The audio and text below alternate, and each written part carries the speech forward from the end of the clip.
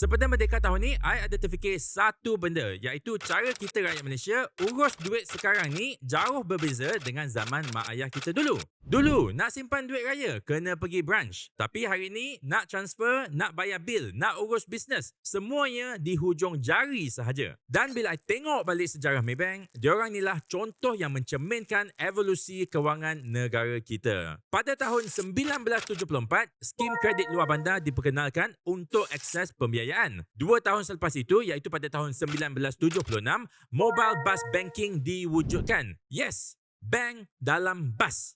Mesti ramai yang muda-muda ni tak tahu pasal benda ni kan?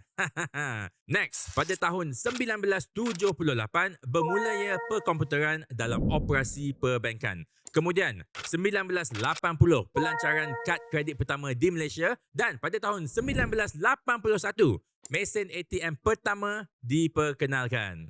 Hebat kan progression ini? Daripada bank datang mencari rakyat kepada mesin ATM sehinggalah sekarang hampir semua perkara ini ada dalam telefon bimbit kita. Evolusi ini mengingatkan I kepada perjalanan my family sendiri. Masa I kecil, ayah I ajar rule yang mudah. Dapat duit raya, separuh simpan, separuh boleh belanja.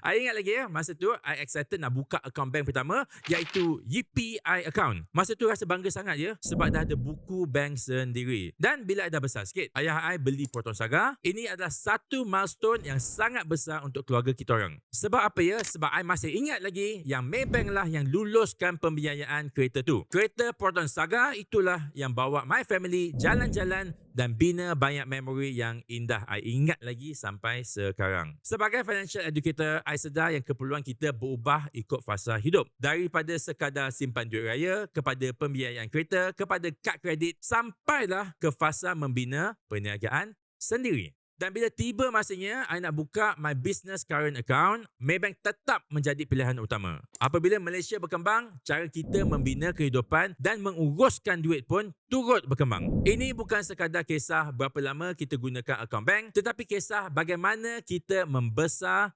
sama-sama. And yes, Maybank, we have grown together.